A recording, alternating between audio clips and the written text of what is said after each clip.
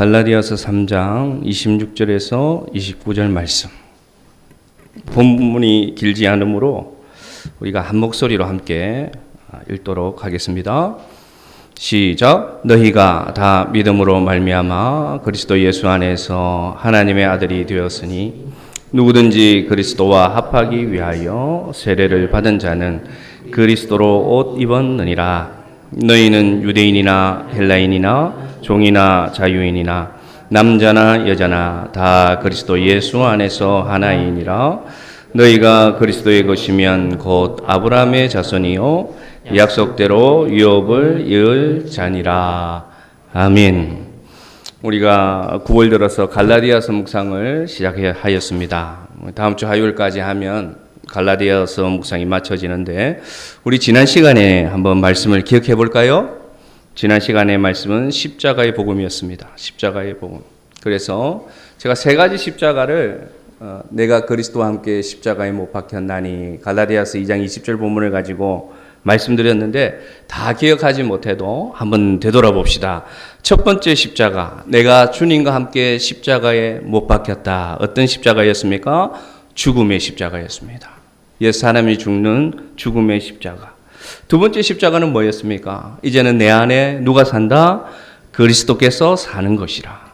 그래서 두 번째 십자가는 나는 죽고 승리하신 주님이 사는 승리의 십자가를 제가 말씀을 드렸었습니다. 그러나 우리가 여전히 그 내가 죽고 주님이 승리하신 십자가를 살고 있지만 우리의 삶은 어땠습니까?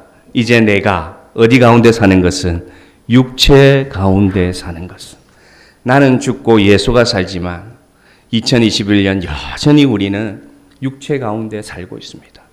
그래서 우리가 이 세 번째 십자가를 꼭 붙잡아야 된다. 무슨 십자가였습니까? 소망의 십자가였습니다. 소망의 십자가.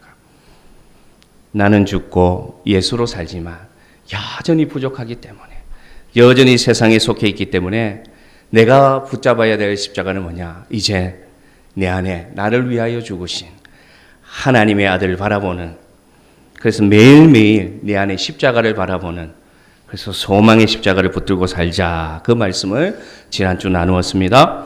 오늘 말씀은 뭐냐? 그러면 갈라디아서에서 말씀하는 믿음의 결과는 무엇이냐 이거죠. 갈라디아서에서 말씀하는 사도 바울이 말하는 율법의 행위가 아니라 오직 믿음으로 의인이 되는데 그 믿음으로 의인이 된 결과는 어떤 변화가 일어나느냐 라는 말씀으로 오늘 이 말씀을 나누고자 합니다. 첫 번째, 믿음으로 말미암아 우리에게 오는 변화는 무엇이냐? 26절 같이 읽도록 합니다. 3장 26절 말씀. 자, 시작. 너희가 다 믿음으로 말미암아 그리스도 예수 안에서 하나님의 아들이 되었으니. 아멘. 첫 번째, 우리가 믿음으로 말미암아 우리에게 온 변화, 축복은 뭐냐? 하나님의 아들이 되었다는 소식입니다. 하나님의 아들이 되었다. 믿음으로 말미암아. 근데 4장 6절에 가보면 좀 더 구체적으로 얘기합니다. 좀 더 구체적으로. 4장 6절 제가 읽어드립니다. 너희가 아들이므로 하나님이 그 아들의 영을 우리 마음 가운데에 보내사 아빠, 아버지라 부르게 하셨느니라. 할렐루야. 단순히 믿음으로 말미암아 하나님의 아들이 되었으니 하니까 뭔가 구체적이지 않습니다. 그래서 사도 바울이 한 번 더 강조합니다. 4장 6절에 뭐라고 부르느냐? 너희가 이제는 아빠, 아버지라 부를 수 있는 자가 되었다. 그렇게 얘기합니다. 이제는 우리가 4장 8절을 한번 보면 이렇게 얘기합니다. 이제는 그때에는 하나님을 알지 못하던 본질상 하나님이 아는 자들에게 종노릇 하였더니 이제는 너희가 아빠, 아버지라는 자가 되었다는 것입니다. 종노릇하는 자에서 믿음으로 말미암아 바뀐 것은 아빠, 아버지라 부를 수 있는 영광이 우리에게 주어졌다는 것입니다. 여러분, 이 종노릇과 하나님의 아들이 되는 것은 엄청난 차이가 있습니다. 어떤 변화가 있습니까? 더 이상 우리의 신분이 이 세상에서 종노릇하는 자가 아니라 그냥 육신의 아버지가 아닌 하나님이 우리의 아버지가 되는 존재로 존재가 변화되었다는 역사입니다. 그러므로 우리가 믿음으로 말미암아 우리에게 오는 축복의 첫 번째 축복은 뭐냐? 우리의 존재가 완전히 변화되는 역사가 일어난다는 것입니다. 우리가 생각할 때 이 아빠, 아버지라는 단어가 그냥 문자로 기록되어 있으니까 잘 느끼지 못합니다. 그런데 원어적으로 보면 아빠, 아버지라 부르게 하셨느니라 할 때 이 부른다는 단어는 어떤 단어냐면요. 어릴 때 버려져서 아버지의 존재를 모르는 사람이 어느 날 아버지를 만났어요. 자기 인생에는 더 이상 아버지가 없다. 나는 죽을 때까지 고하다라고 생각했던 한 사람이 어느 날 아버지를 만났어요. 그래서 처음 만나는 자리에서 망설이다가 부릅니다. 발발발 떨리는 음성으로 아버지. 이 의미가 여러분 갈라디아서 4장 6절 아빠 아버지라 부르게 하셨느니라 그런 의미라고 합니다. 더 이상 우리는 죄와 사망에 버려진 노예가 아닙니다. 이제 우리는 더 이상 세상에서 덩그러지게 남겨진 고아가 아닙니다. 우리에게는 아버지가 계십니다. 우리는 이제는 영원한 하나님의 자녀로 입적되었습니다. 여러분. 이것은 변하지 않습니다. 이 관계는 어떤 변화냐? 제가 읽은 책에는 이렇게 표현하더라고요. 종노릇 하던 자가 아빠 아버지라 부르는 자가 된 것은 우리가 어떤 자가 된 거냐면요. 심판자와 죄인의 관계에서 어떤 관계가 됐다? 아버지와 자녀의 관계로 바뀐 것이다. 그렇게 얘기합니다. 여러분 종된 자는 어떤 자입니까? 세상에서 종된 자는 어떤 자입니까? 실력으로 인정받는 자입니다. 실력이 없으면 인정받지 못해요. 종된 자는 어떤 자입니까? 실력이 있어야 인정받습니다. 실적이 있어야 인정받습니다. 실력이 있고 성과가 있고 성과물이 있고 무언가 이루어야지 인정받는 게 이 종된 자의 자격이라면 아들된 자격은 뭡니까? 그냥 존재함으로 아무리 모자라고 아무리 실력이 없고 아무리 성과가 없어도 존재하는 것만으로 인정받는 게 뭐다? 하나님의 아들이 되는 자격입니다. 할렐루야. 그러므로 믿음으로 말미암아 우리에게 주어진 것은 더 이상 세상이 우리를 바라보는 기준이 아닌 오직 하나님이 우리를 바라보실 때 어떻게 바라보느냐? 그 아버지는 어떤 아버지입니까? 나보다 나를 잘 아는 분. 나도 내 자신을 잘 몰라서 여전히 고민하고 여전히 헛다리 짚고 여전히 내가 정말로 원하는 것이 무엇인지 알지 못하지만 그래서 인생을 허비하고 있지만 하나님은 어떤 분이냐? 나를 너무나 잘 알고 나를 너무나 친근하게 대하시는 아빠, 아버지가 계시는 것을 여러분 기억하시기를 바랍니다. 이것이 첫 번째 믿음으로 말미암아 우리에게 주어진 변화입니다. 우리에게는 이제는 육신의 아버지가 채울 수 없는 그 영원하신 아버지가 우리와 함께 계십니다. 이게 믿음의 첫 번째 변화라는 것입니다. 그러면 두 번째 믿음으로 말미암아 주어진 변화는 뭐냐? 27절에서 말합니다. 27절. 우리 함께 보겠습니다. 27절 시작. 누구든지 그리스도와 합하기 위하여 아멘. 두 번째 믿음으로 말미암아 우리에게 주어진 변화는 뭐냐? 예수 그리스도로 옷 입는 자로 변화됐다는 것입니다. 여기서 예수 그리스도로 옷 입는다는 것은 단순히 우리가 마치 무슨 다른 옷을 양복을 걸치든지 다른 좋은 옷을 입는 그런 수준의 단어가 아닙니다. 예수 그리스도로 옷 입는다는 것은 이 장면을 생각해 보시면 됩니다. 세례 요한이 죄인들을 불렀습니다. 회개하라 천국이 가까웠느니라 하면서 다 이 죄인들이 요단강에 나와서 세례 요한 앞에 나와서 그 요단강에 확 잠기는 세례를 받았어요. 그래서 오늘 27절에서 말하는 저 세례라는 단어는 온전히 잠기는 것을 말합니다. 그러면 그건 어떤 의미입니까? 자, 상상해 봅시다. 우리의 몸이 온전히 물에 잠깁니다. 그러면 그 물이 온전히 우리의 몸을 한 군데도 빠짐없이 그 물이 우리를 덮습니다. 그것이 세례의 의미입니다. 자, 그러면 그 세례를 예수 그리스도로 한번 대칭해 보겠습니다. 우리가 세례를 받는다는 것은 의미는 뭐냐? 그리스도로 옷 입는다는 것은 뭐냐? 그 깊이를 알 수 없는 은혜의 물에 우리가 온전히 잠겨서 우리의 마지막 세포 하나까지도 예수 그리스도의 은혜로 덮이는 역사가 뭐냐? 그리스도로 옷 입는다는 것을 기억하시길 바랍니다. 단순히 내가 옷을 갈아입는 수준이 아니라 내가 그리스도로 옷 입는다는 것은 나의 세포 하나까지 무엇으로 바뀐다? 그리스도의 은혜로 덮이고 나의 온몸의 죄악이 숨김없이 다 그리스도의 피로 깨끗이 받는다는 것이 뭐냐? 그리스도로 옷 입는다는 표현입니다. 믿음으로 말미암아 우리가 받는 은혜는 뭐냐? 나의 온 몸이, 나의 온 마음이, 나의 온 과거가 예수 그리스도의 보혈로 새롭게 되는 것이 뭐냐? 그리스도로 옷 입는다는 의미입니다. 여러분. 단순히 갈아입는 수준이 아니에요. 나의 모든 것이 변합니다. 여러분, 우리가 아주 피곤해요. 우리가 힘찬 노동으로 다 지쳤어요. 온몸에 먼지를 둘러섰습니다. 근데 우리가 집에 가서 따뜻한 물을 받아서 내가 그 물에 한번 푹 잠기는 상상을 해보시길 바랍니다. 그게 뭐냐? 예수 그리스도로 내 인생이, 내 삶이 온전히 잠기는 것, 그것이 바로 그리스도로 옷 입는다는 의미임을 기억하시기를 바랍니다. 그리스도 옷 입는 자는 변화가 일어납니다. 믿음으로 말미암아 그의 보혈을 입는 자는 변화가 일어나는데, 우리가 옷의 기능을 생각하면 오늘 말씀이 참 은혜가 됩니다. 첫 번째, 그리스도로 옷 입으면 어떤 변화가 일어납니까? 이제는 예수님이 나를 보호해 줍니다. 이전에는 내가 세상에 맨몸으로 부딪혔습니다. 이전에는 세상에서 내가 실수하고 부끄러움을 가지고 수치를 가지고 살았다면, 믿음으로 말미암아 예수 그리스도 옷 입으면 어떤 변화가 일어나느냐? 이제는 주님이 나를 보호하십니다. 주님이 나의 수치를 가려주십니다. 주님이 이제 나의 신분을 변화시켜 주십니다. 이것이 그리스도 옷 입는 축복임을 여러분 기억하시기를 바랍니다. 두 번째로 그리스도 옷 입는 복은 뭐냐?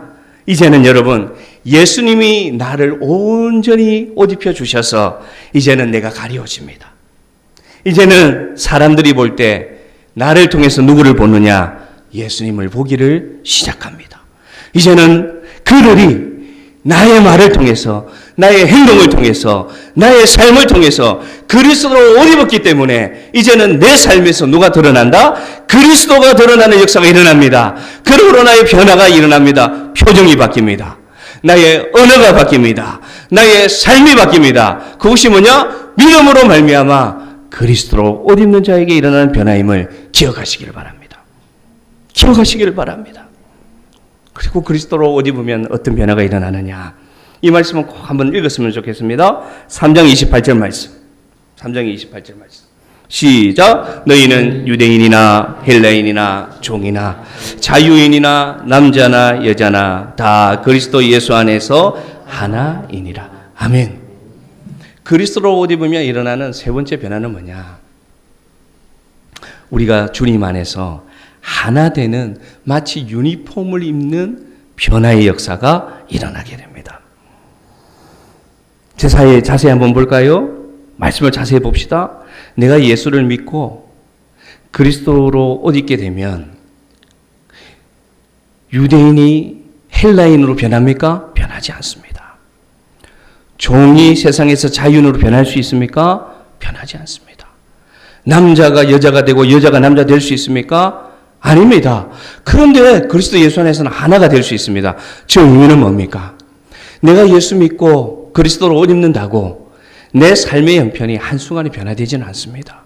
다 헬라인이 되고요, 다 자유인이 되고요, 다 남자나 여자나 자기가 원하는 대로 변하지 않습니다. 세상의 조건은 그대로 있습니다. 세상의 한계는 그대로 있습니다. 세상 가운데 살아가는 내 삶은 그대로 있을 수 있습니다. 그러나 그리스도로 옷 입으면 변화되는 것은 뭐냐? 그 세상의 차이가, 세상은 차별을 합니다. 차이를 가지고 차별을 하지만 그리스도 안에서 하나 되면 어떤 역사가 일어나느냐? 차이는 구별될 뿐이고 차이가 차별이 되는 변화는 교회 안에는 더 이상 없다는 것입니다. 할렐루야!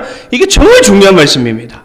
저 말씀에 보면 내가 예수 믿으면 내가 뭔가 성공되고, 내가 예수 믿으면 이전의 내 형편이 다 사라지고 변화된다고 생각하지만 그게 아니라 그리스도 옷 입으면 여전히 내가 종이고, 여전히 내가 헬라인이 되고 싶지만 유대인이고, 여전히 내가 여자고 보잘것없고 연약한 존재지만 교회 안에 오면, 믿음 안에 오면 그 차이가 더 이상 차별이 아니라 그냥 구별로 남고 하나 되는 새로운 관계, 세상에 없는 새로운 관계가 그리스도로 옷 입을 때 우리 믿음 안에서 일어나는 축복임을 기억하시기를 바랍니다.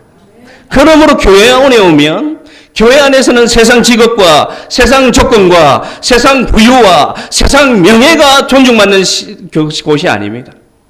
단지 차이가 있을 뿐이죠. 구별이 있을 뿐이죠.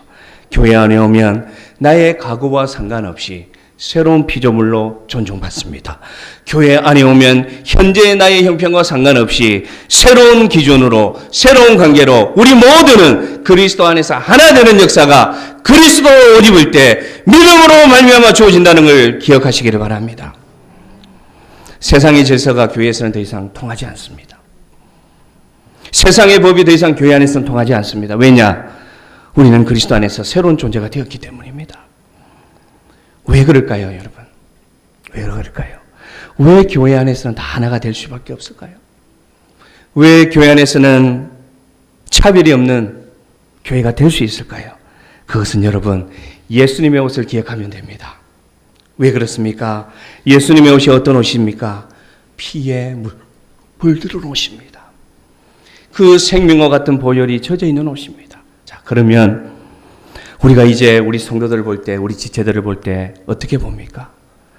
나도 예수의 피옷을 입고 있고 저 사람도 예수의 피옷을 입고 있어요. 그러면 그 어떤 세상 가치가 그 가치를 뛰어넘을 수 있습니까? 세상의 어떤 가치가 예수님의 보혈의 가치를 뛰어넘을 수 있습니까? 그러니 주님 안에서는 우리 모두는 예수 그리스도의 피옷을 입은 자가 되니 다 하나 되는 놀라운 변화가 일어나는 새로운 천국 공동체가 될 줄로 믿습니다. 이게 믿음으로 일어나는 변화입니다. 우리 교회는 우리 성도들을 바라볼 때, 우리 지체들을 바라볼 때 세상의 차이는 있죠. 세상의 기준으로 보는 차이는 있죠. 그러나 다 같이 예수님의 피옷을 입은 고귀한 존재임을 기억해서 주님 안에서 하나 되는 믿음으로 말미암아 한 유니폼 입는 그리스도로 입은 성도들 되기를 주의 이름으로 축복합니다. 이 두 번째 그리스도로 옷 입은 변화의 결과입니다. 세 번째로 그리스도로 옷 입고 그 다음에 믿음으로 말미암아 일어나는 변화는 뭐냐? 3장 29절입니다. 같이 읽겠습니다. 3장 29절 말씀. 믿음으로 말미암아 주어진 세 번째 우리의 관계의 복입니다. 3장 29절 시작. 너희가 곧 아브라함의 자손이요 약속대로 유업을 이을 자니라. 아멘. 세 번째 믿음으로 말미암아 주어진 우리의 복입니다. 우리의 복은 뭐냐? 이제는 약속대로 무엇을 이을 자다? 유업을 이을 자가 되었다는 것입니다. 믿음의 유업, 다른 말로 하면 상속이라고도 하고요. 다른 말로 하면은 하나님의 기업 이런 단어로도 표현되고 있습니다. 그런데 이것은 참 놀라운 것은 뭐냐? 약속대로, 하나님의 약속대로 우리가 유업을 이을 자로 믿음으로 주어졌다는 것입니다. 세상도 그렇습니다. 세상에 큰 대기업들이 있습니다. 큰 대기업들도 여러분 그 유업을 이을 때 사람들이 부러워하고 또 그 아주 명예롭게 생각할 수 있습니다. 그리고요, 꼭 대기업이 아니라도 가게 대대로 내려오는 어떤 산업들이 있습니다. 낫 한 자루를 만들어도, 칼 한 자루를 만들어도 믿음의 조상을 따라서, 아니 기술의 조상을 따라서 내려오면 값어치가 높고 인정받고 TV에 나오기도 하고 명인이라는 소리를 듣기도 합니다. 그런데 하물며 여러분, 우리가 받는 유업은 이 세상의 것이 아니라 하나님 나라의 것이고요, 하나님이 우리에게 주시는 유업을 우리는 이을 자가 됐다는 것입니다. 무엇을 통해서? 믿음을 통해서. 이 엄청난 축복이 우리에게 주어졌다는 것입니다. 유업을 잇는 자격이 뭘까요? 한번 물어봅시다, 여러분에게. 이 믿음의 유업을 받을 수 있는 자격이 뭘까요, 여러분? 어떤 자격을 취득해야 이 믿음의 유업을 받을 수 있을까요, 여러분? 어떤 자격이면 됩니까? 아주 간단합니다. 어떤 자격이면 이 유업을 받을 수 있습니까? 예? 예, 믿음을 따라. 구체적으로. 단순합니다. 아들이면 됩니다, 여러분. 맞습니까? 안 맞습니까? 성경에 되어 있잖아요. 자, 보세요. 너희가 아브라함의 자손, 하나님의 아들이니. 자, 4장 7절 읽겠습니다. 4장 7절. 유업을 있을 자격이 우리는 아주 어렵다고 생각하는데 그게 아닙니다. 4장 7절. 시작. 그러므로 내가 이후로는 종이 아니요 아들이니. 아들이면 하나님으로 말미암아 유업을 받을 자니라. 할렐루야! 할렐루야! 여기서 혹시 딸이 계시면 그 단어를 그냥 자녀로 이해해도 아무 문제 없습니다. 왜냐? 현 시대는 아들과 딸도 동일하기 때문에. 그래서 성경이 기록된 시대는 아들이 유업을 받았기 때문에 저렇게 기록된 것임을 여러분 시험 들지 마시길 바랍니다. 자, 하나님의 자녀면 유업을 받을 수 있어요. 근데 비교되는 단어가 있습니다. 아주 중요한 포인트가 있습니다. 목사님, 나는 하나님의 유업을 받을 자라고 믿는데 내 삶은 그렇지 않은데요. 내 삶에 하나님의 유업이 뭐가 있습니까? 자랑할 것이 없습니다. 비교되는 단어를 보세요. 유업을 잊지 못하는 자는 누굽니까? 종입니다. 유업을 잊을 수 있는 자는 누굽니까? 아들입니다. 그러면 무엇으로 분별하면 되느냐? 내가 하나님의 유업을 잊지 못하고 있다. 내가 믿음으로 살고 있는데 여전히 내 삶에 하나님의 유업, 하나님의 기업, 하나님의 자랑이 나타나지 않는다면 한번 의심해 보면 됩니다. 여전히 내가 믿음으로 말미암아 아들이 된 것을 모르거나 아직 믿음이 없어서 여전히 어떤 삶을 산다? 종의 삶을 살고 있는 겁니다. 볼까요? 제가 지어낸 말이 아닙니다. 갈라디아서 5장 19절에서 21절을 보면 자, 21절 제일 마지막에 뭐라고 되어 있습니까? 이런 일을 하는 자들은 하나님의 나라를 유업으로 받지 못할 것이요. 되어 있죠, 성경에. 성경에 되어 있습니다. 그러면 하나님의 유업을 믿음으로 받는데 내가 하나님의 유업을 받지 못하는 자면 어떤 삶을 살고 있기 때문이냐? 우상 숭배하고요. 더러운 것과 호색과 주술과 원수 맺는 것과 분쟁과 시기와 분냉과 당짓는과 분열함과 이단과 투기와 술 취함과 방탕함. 뭐다? 여전히 종으로서 하나님의 유업을 받지 못하는 종된 삶을 사는 것이다. 그러면 종의 멍에를 메고 있으니 그 기업을 받을 수 있습니까? 없습니까? 받을 수 없죠. 종의 멍에를 메고 살아가니 하나님이 이미 약속으로 유업을 주셨는데 받을지를 못하는 거예요. 어렵지 않습니다, 여러분. 하나님의 자녀가 되면, 하나님의 아들이 되면 우리는 하나님의 유업을 받을 수 있다는 것입니다. 자, 그러면 하나님의 유업을 받는 하나님의 자녀는 어떤 삶을 사는 것일까요? 종의 멍에를 사는 사람들은 저를 16가지의 여전히 죄에, 여전히 저주에 매여 있다면, 그러면 반대로 하나님의 유업을 받는 나는 어떻게 사는 사람이 하나님의 유업을 받는 삶일까요? 성경 가르쳐 줍니다. 5장 1절입니다. 자, 5장 1절 시작. 그리스도께서 우리를 자유롭게 하려고 자유를 주셨으니 그러므로 굳건하게 서서 다시는 종의 멍에를 매지 말라. 아멘. 자, 아들이면 종의 멍에를 던져버리면 됩니다.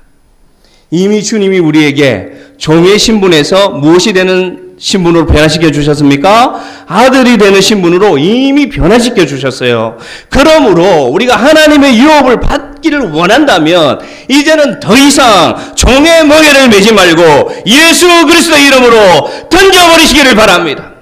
이미 우리에게 자유를 주셨습니다. 이미 허락해 주셨습니다. 노비문서를 찢으셨습니다. 자유자로 만들어 주셨는데 종의 멍에를 메고 있다는 것입니다.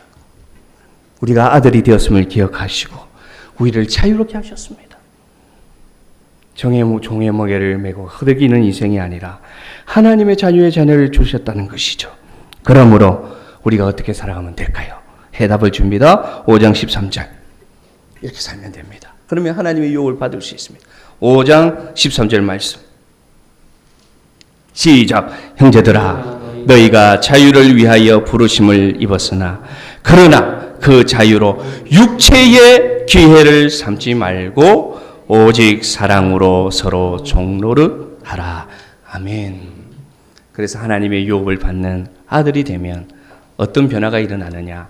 종의 멍에를 매던 자들이 이제는 어떤 멍에를 맨다? 사랑의 멍에를 매는 자로 변화됩니다. 종의 멍에를 매던 자들이 사랑으로 종로로 타는 사랑의 멍에를 매기 시작하면 나는 뭐가 되었다? 하나님의 자녀가 되었음을 여러분 인정하셔도 됩니다. 여러분, 이 사랑의 멍에가 뭘까요? 이 사랑의 멍에가 뭘까요? 믿음으로 말미암아 변화된 자들이 사랑으로 종로로 타라고 오늘 사도 바울이 권면하는데, 사랑으로 종로로 타는 것이 뭘까요, 여러분? 사랑으로 종로로 타는 것이 뭘까요? 묵상해 봤습니다. 저 말씀을 가지고 계속해서 묵상하면서, 그러면 하나님, 사랑으로 종로로 타는 것을 좀 구체적으로 가르쳐 주십시오. 어떻게 사는 것이 하나님의 자녀로 사랑으로 종로를 하는 삶일까요? 하는데 오늘 아침 10시 32분에 가르쳐 주셨어요. 빌립보서 말씀 보겠습니다. 빌립보서 2장 6절에서 8절 말씀. 설교 마지막 준비하는데 다 깨닫게 하셨습니다. 그래, 사랑으로 종로를 타는 하나님의 아들은 누구냐? 시작. 그는 근본 하나님의 본체시나 하나님과 동등됨을 취할 것으로 여기지 아니하시고 오히려 자기를 비워 종의 형체를 가지사 사람들과 같이 되셨고 사람의 모양으로 나타나사 자기를 낮추시고 죽기까지 복종하셨으니 곧 십자가에 죽으심이라. 아멘. 아멘. 여러분, 사랑으로 종로를 하는 것은 무엇입니까? 우리 주님이 보여주셨습니다. 우리 예수님이 보여주셨습니다. 사랑으로 종로로 타는 것은요, 주님이 높으신 분이 종의 형체를 가지사 종로로 타러 오셨지 않습니까? 주님이 이 땅 가운데 종로로 타러 오셨어요.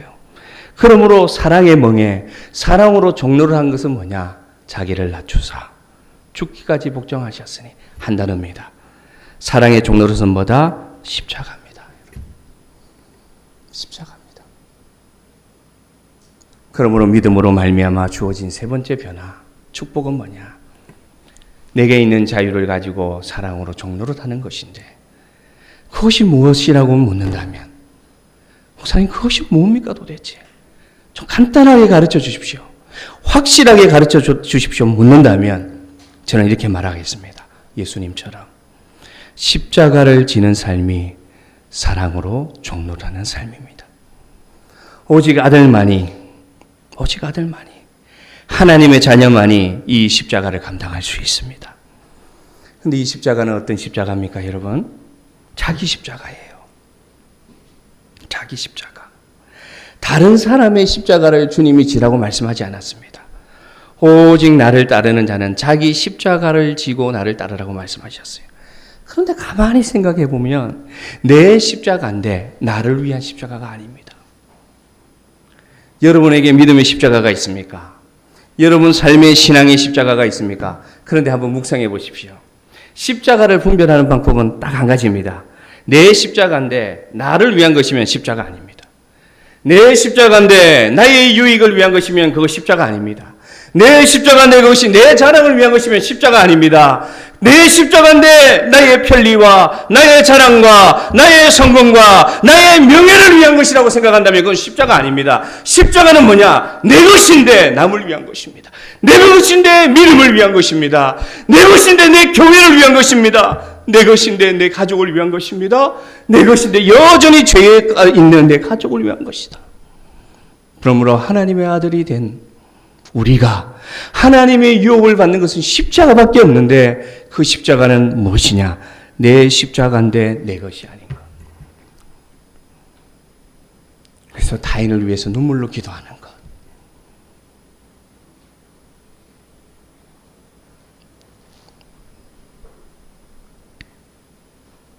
그래서 나는 죽고 예수로 사는 것입니다.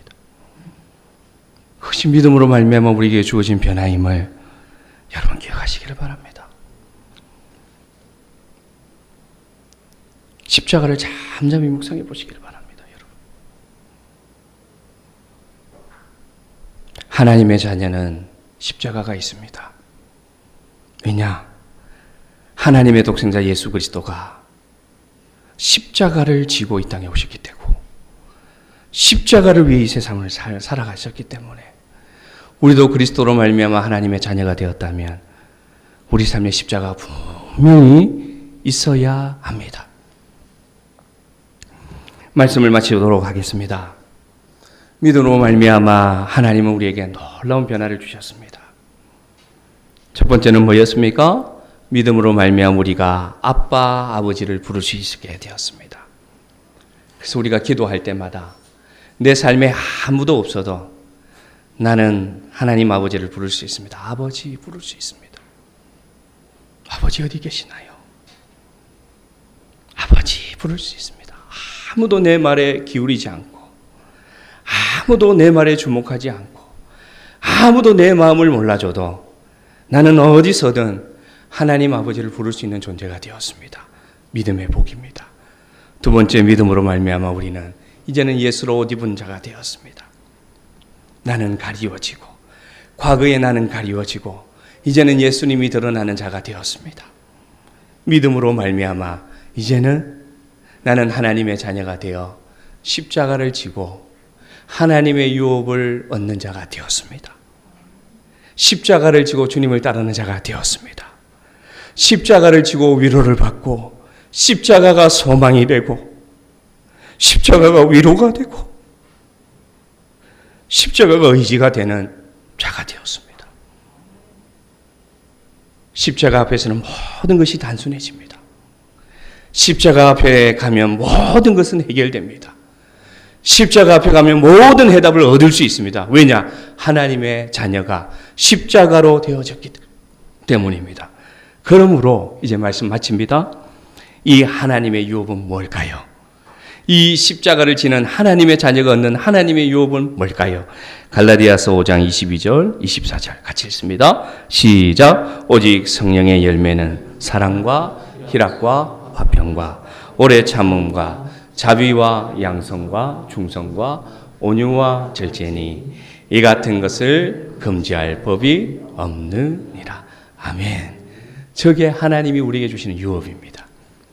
사랑의 유업, 희락의 유업, 화평의 유업, 오래 참음의 유업, 자비의 유업, 양성의 유업, 충성과 온유와 절제의 하나님의 유업을 받는 사랑하는 하나님의 자녀들 되기를 주의 이름으로 축복합니다.